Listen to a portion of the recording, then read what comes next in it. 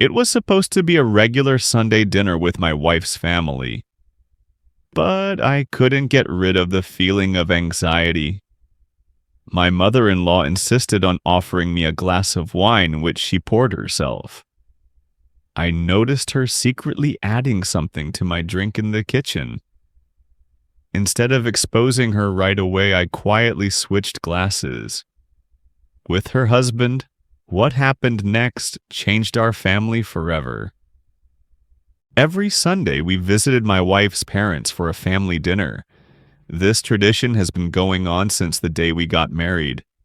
Despite the constant hidden tension that reigns between me and my mother-in-law, Margaret, I have always patiently accepted her petty banter and veiled remarks. However, today, from the moment we entered the house, the atmosphere was different. It took me a moment to figure out what was going on. Everything looked as usual. Margaret's husband, James, was sitting in an armchair with a newspaper. My wife, Sarah, immediately went to help her mother in the kitchen. I was left alone in the living room, trying not to succumb to Margaret's provocations, which had already become part of our Sunday ritual. But Margaret was too friendly today. She smiled more often than usual, and her voice sounded more affectionate and caring than ever in the 3 years of our marriage. I wasn't used to such attention from her, and I instinctively sensed a trick. There was clearly something else behind this excessive kindness. A few minutes later, Margaret came out of the kitchen holding a tray with several glasses of red wine. "Alex, dear," she said, handing me a glass, "I specially bought this wine for tonight's dinner. I really want to know your opinion." "Thanks a lot," I said, trying to keep my expression neutral. "But I don't really like wine, you know." "Well, at least a little for my sake," she insisted, bringing the glass a little closer. That was the first oddity. Margaret knew perfectly well that I rarely drink alcohol. She was usually calm about my refusal, but today she was very persistent. That made me even more wary. To avoid conflict, I took the glass and nodded slightly at her, pretending that I would give in to her request. When she returned to the kitchen to bring snacks, I took a moment to inspect the contents of the glass. The wine looked fine, but I couldn't get rid of the unpleasant feeling of anxiety. A memory surfaced in her mind of Margaret glancing around imperceptibly as she left the kitchen, as if checking to see if anyone was watching her. I got up quietly and walked towards the kitchen, trying not to make any noise. I stood at the door and peered inside cautiously. Margaret was standing with her back to me, quickly opening a small bottle and pouring its contents into another glass. Just a few drops, fast and nervous. Then she looked over her shoulder as if she felt my gaze. I managed to retreat into the shadows without being noticed. My heart started beating faster. Now my suspicions have been confirmed. She's up to something. And this something was clearly meant for me. I went back into the living room, pretending I hadn't seen anything. I've already started thinking about my next steps. One thing I knew for sure, I would not become a victim of her next plan. A few minutes later, Margaret and Sarah brought out the snacks and invited us all to the table. I sat down next to James, who habitually put down the newspaper and started asking me about my work. I answered briefly without taking my eyes off Margaret. She smiled as if nothing had happened and placed glasses in front of each of us. I noticed that the glass in front of me was the one she had added something to in the kitchen. Her gaze rested on it several times as if she was waiting for the moment when I would finally drink the contents. But I wasn't in a hurry. I was waiting. I was waiting for the right moment when no one would pay attention to me. Such a moment came quickly. James was distracted by something Sarah was talking about, and Margaret went into the other room for a second to get some napkins. Taking advantage of the situation, I quickly swapped my glass with James's, who didn't notice anything. When Margaret returned, she sat down opposite, barely hiding her excitement. She raised her glass. "Let's drink to us, to our family," she said with a smile in which I saw only coldness and calculation. We clinked glasses. I only moistened my lips slightly, pretending to drink, watching James closely. He took several large sips and smiled contentedly at his wife. After a few minutes, his gaze became unfocused. He frowned slightly as if he didn't understand what was happening to him. "James, are you okay?" Margaret asked, noticing that something was wrong. He didn't answer right away. His face paled and he sighed heavily. "Something strange," he muttered, clutching his head.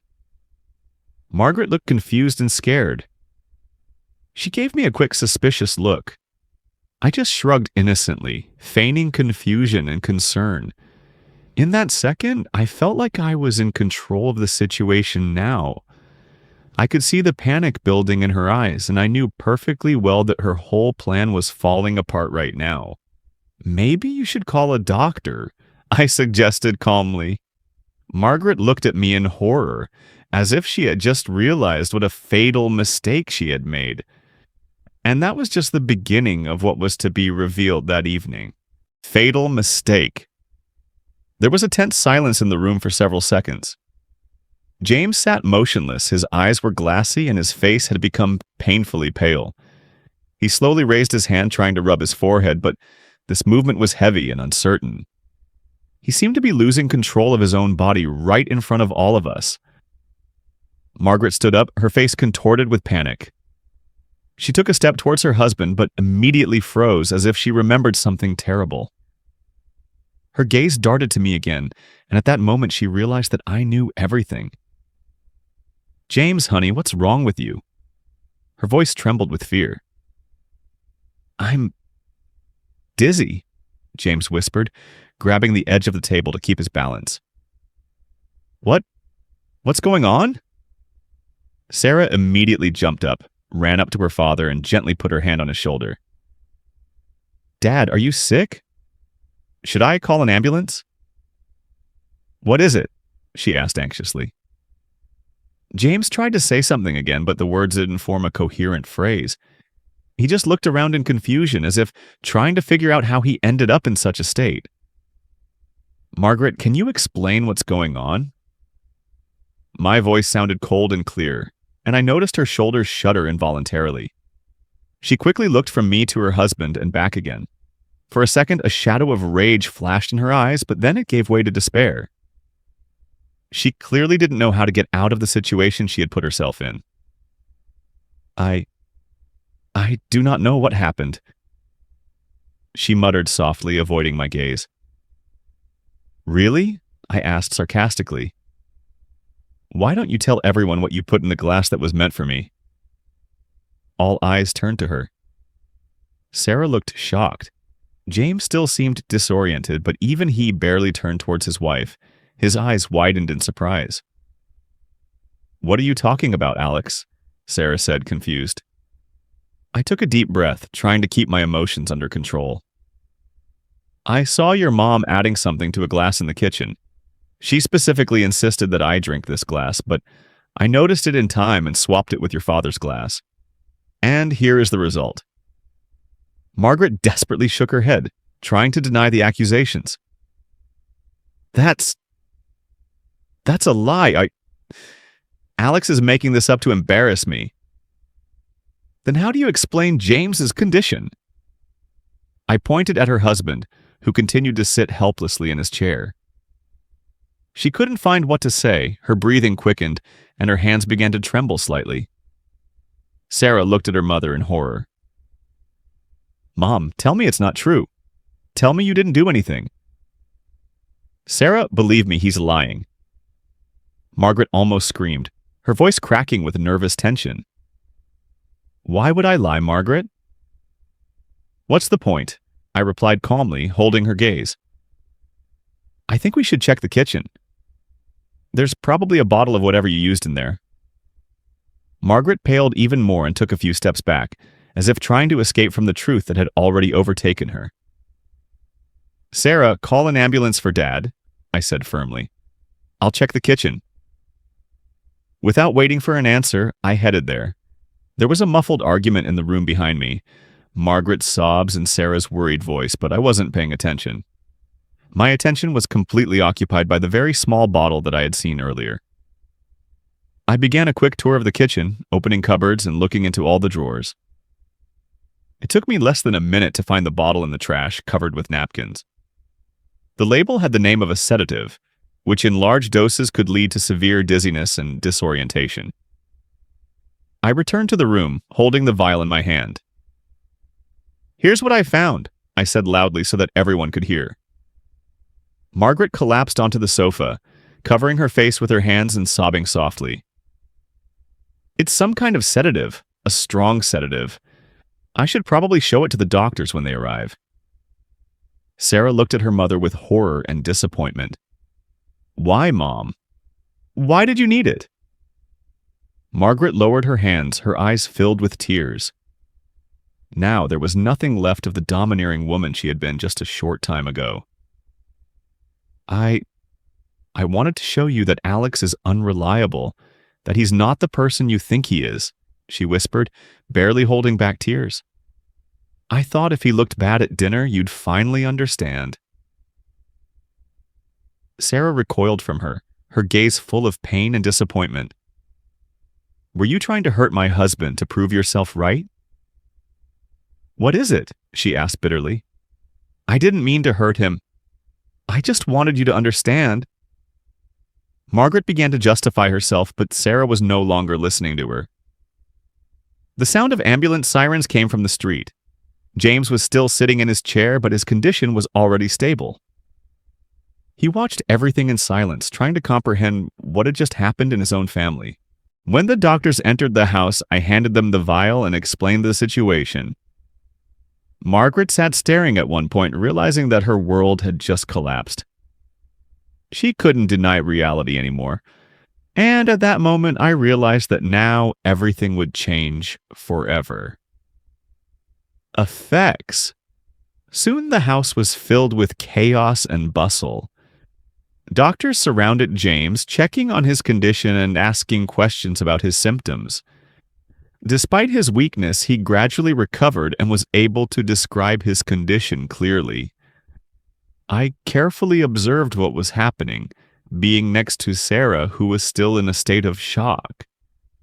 Margaret was sitting by herself on the couch, her gaze fixed on the floor.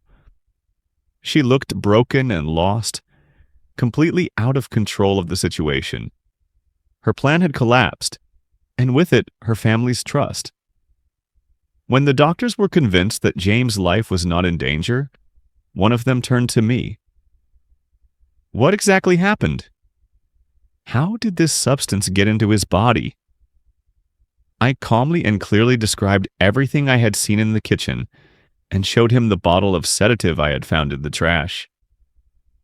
The doctor listened attentively and nodded. "This is serious. We are obligated to report this incident to the authorities." Margaret abruptly raised her head, her eyes filled with horror and despair. "No, please, that's not necessary. I didn't mean any harm." "You mixed a strong drug without thinking about the consequences," the doctor replied sternly. "The police will sort out the motives and circumstances. This is no longer a medical issue." Margaret got up from the couch, trying to protest, but no one supported her. James slowly got to his feet, leaning on the doctor, and looked at his wife with such pain and disappointment that it was impossible to put into words. "Margaret, do you realize what you've done?" "What is it?" he asked in a weak voice. "How could you do that?" She paused, tears rolling down her cheeks. At that moment, I felt not gloating, but only deep regret. She destroyed everything she was trying to preserve with her own hands. After a while, the police arrived. Two officers carefully examined the scene, asked everyone present questions, and carefully recorded our statements.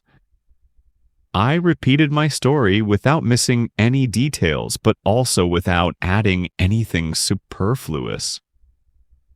Sarah also confirmed my words, her voice trembling with emotion. When the police approached Margaret, she no longer resisted. Her voice was low, almost inaudible. I admit that I did it. I wanted my daughter to understand that her husband was not worthy of her. I didn't want to hurt him seriously. I just wanted to make him look bad. The officers exchanged glances, and one of them said, "You will have to come with us to give evidence at the station." Margaret said nothing. She got up, quietly picked up her bag, and went to the exit. No one said a word in her defense. She had crossed the line herself, beyond which there was no way back. As soon as the house was empty, James sat back down in his chair, taking a deep breath. Sarah hugged her father, trying to calm him down. I sat down next to him, not knowing what to say, feeling strangely embarrassed that I had become an unwitting catalyst for such painful events. "Alex," James said, looking at me with respect and sadness at the same time. "Thank you for noticing in time and not letting the worst happen." I nodded, unable to find the words to express what I was feeling right now. Sarah looked at me, her eyes filled with gratitude and love, but at the same time with pain from what happened to her family. "What will happen now?" "What is it?" she asked softly, looking at her father. "Everything will change now," he replied, sighing heavily. "Margaret has done something that cannot be forgiven. I do not know how to live on after this, but I know for sure that I will not be able to return to the old." His voice had the sadness of a man who had lost something important, and that hurt the most. Sarah hugged her father again, trying to support him, and I felt how vulnerable we all were right now. The house, which was a symbol of comfort and family stability, now seemed empty and cold. Every corner, everything was a reminder of what had happened. It took me a moment to notice that James was talking to me again. "I always thought you were a good guy, Alex. But Margaret could never accept you. I didn't know it would go this far." "I didn't think that would happen either," I answered honestly. "But she's overstepped her bounds." "Yes," he said, staring into space. "Now our family will have to build all over again, and I'm not sure if it's going to work out at all." After a while, we left Sarah's parents' house without saying a word. We drove all the way home in silence, each immersed in his own thoughts. I didn't know what was coming next, but I felt that this day had changed our lives forever. At home, Sarah sat on the couch and covered her face with her hands, trying to process what had happened. "I can't believe Mom would do something like that," she said in a barely audible voice. I sat down next to her and gently hugged her. "I know it hurts a lot, but the main thing is that we are together. We will deal with this as we have with everything that has happened before." She nodded, resting her head on my shoulder, and allowed herself to cry for the first time all day. I held her without saying a word, letting her cry out all the pain and frustration that had accumulated inside. That night, we couldn't sleep for a long time, realizing that our future was now completely different. But we knew one thing: together we could overcome any difficulties. Chapter 4. Fragments of the Past. The next few weeks passed in painful silence. The family scandal did not subside. On the contrary, its echoes penetrated deeper and deeper, exposing old wounds and forcing each of us to ask ourselves uncomfortable questions. Margaret was under investigation. The accusations were quite serious, and although Sarah and I tried not to follow the details, it was impossible to avoid them. The newspapers and local news seemed to be discussing only this story. Our neighbors and colleagues were aware of the events, and this was especially unbearable. Every time I came to work, I felt sympathetic and curious eyes on me at the same time. Sarah endured it even worse, and she was constantly questioned at work, and she came home mentally exhausted and broken. James also tried to avoid communication. He moved in with us for a while, unable to stand the loneliness in an empty house. Our house had become a kind of shelter, but the weight of what had happened still hung in the air. One evening, James came into the living room while I was sitting on the couch sorting through my work papers. He looked tired and worn, as if he had aged a few years in recent weeks. "Alex, can we talk?" "What is it?" he asked uncertainly. "Of course," I replied, putting the papers aside and turning to him. He sat down across from her and sighed, gathering his thoughts. "I've been thinking about all this for a long time," he began slowly, "about how it all turned out. How did we get to this point? I can't stop thinking that I missed some point when everything went wrong." "James, it's not your fault what happened," I said calmly. "Maybe?" He shook his head, but I didn't see or didn't want to see how far this confrontation between you and Margaret had gone. I could have intervened earlier, talked to her. Maybe that would have prevented everything. I don't think anyone could have predicted this outcome. I answered honestly. I myself hoped until the last moment that it was just a slight misunderstanding. "I owe you an apology, Alex," James continued, looking up. "I was too passive. I turned a blind eye to many things. This is my mistake, and I want you to know it."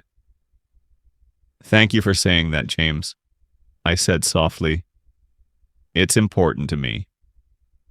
We were silent for a few seconds, after which James continued.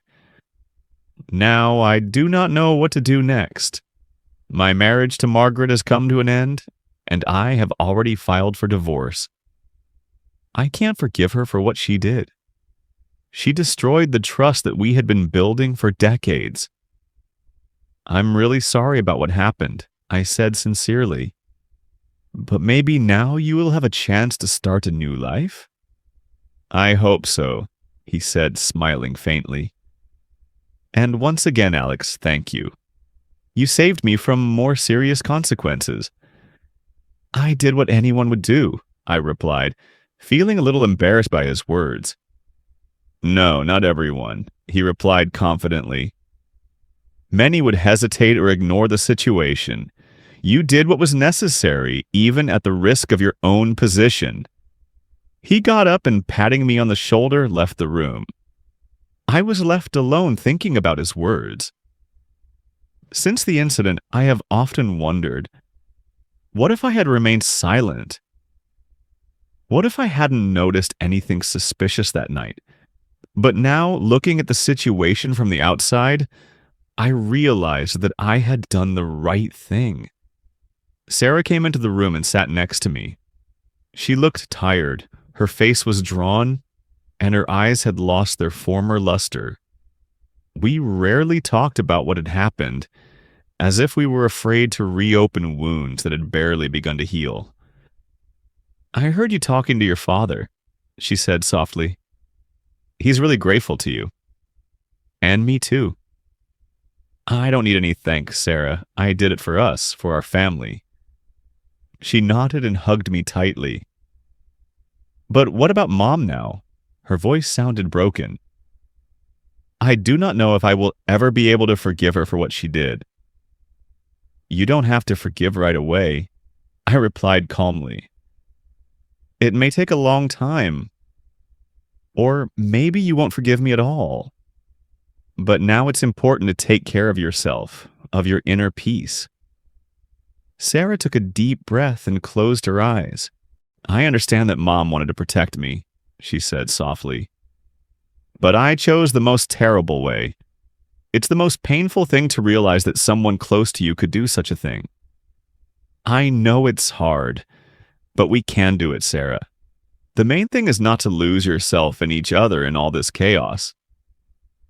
She nodded silently, snuggling closer to me. That evening, we didn't talk about anything else, just allowing ourselves to be together, to feel each other's support. It seemed to make more sense than all the words we could have said.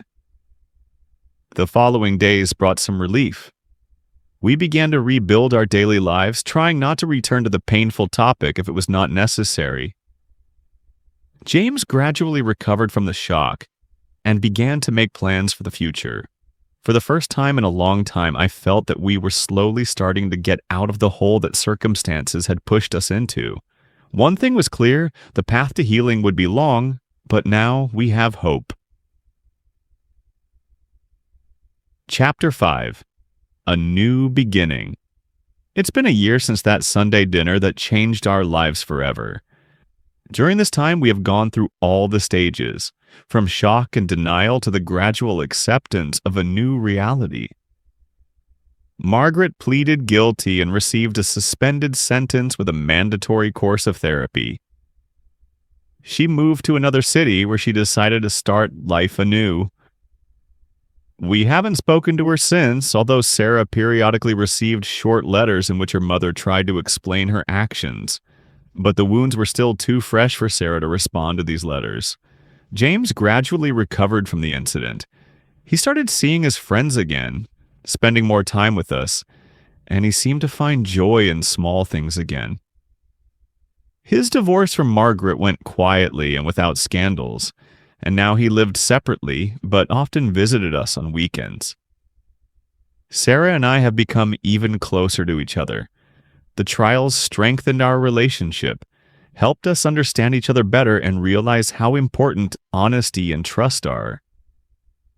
We started planning for the future, deciding that it was time to think about children and a new home where we could create our own family, free from the shadows of the past.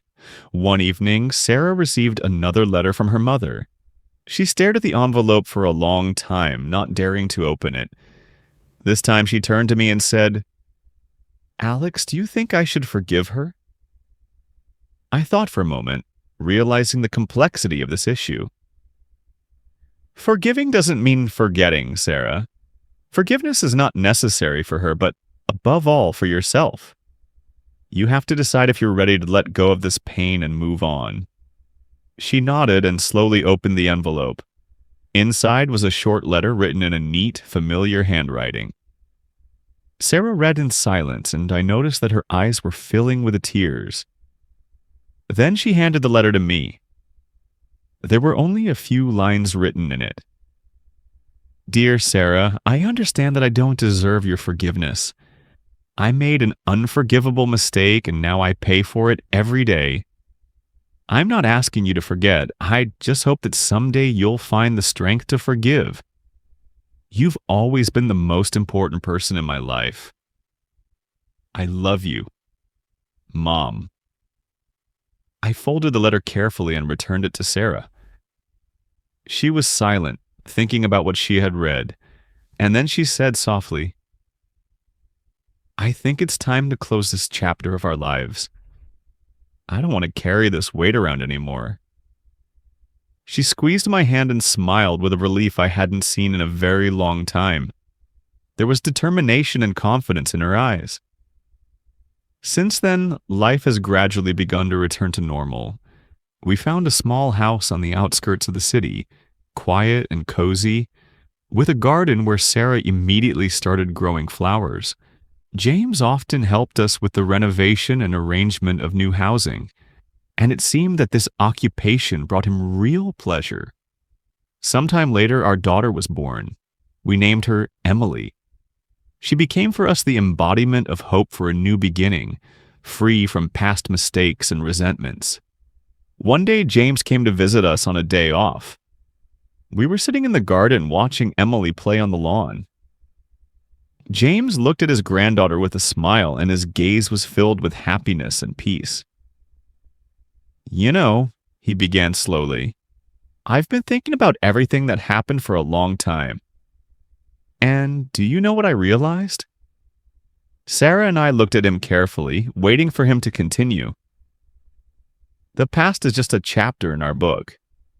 Yes, it's painful to reread some pages, but you can't let them dictate what happens next. The most important thing is what we're doing now, at this moment. Sarah smiled and hugged her father. Dad, I'm glad that you can feel happy again. You deserve it. You too, he replied, smiling back. You went through a lot, but you were able to preserve the most valuable thing, at each other. In the evening after James left, Sarah and I were left alone, enjoying the peace and quiet that now filled our house. You know, Alex, Sarah said, looking up at the stars, I finally feel free. I'm glad to hear that, I replied, hugging her tightly. We stood there for a long time, listening to the silence of the night, realizing that this is real life, free from the burden of the past, full of love and hope for the future. A few days later, Sarah wrote her mother a short reply. Mom, I've decided to forgive you. I'm not ready to talk right now, but I don't hold it against you anymore. I hope you will find your way and become a better person. Your daughter, Sarah. She sent the letter and breathed a sigh of relief, as if a huge weight had been lifted from her shoulders. That's how our story ended, quietly and calmly, without dramatic scenes and loud confessions. We just let the past go by choosing to move forward. Sometimes, looking back, I think about how important it is to be attentive to the little things and trust your intuition. But the most important thing that I realized during this time is that you can survive any ordeal if you have someone you love and who loves you. Life went on, and there were new chapters ahead of us that we were ready to face together as a family.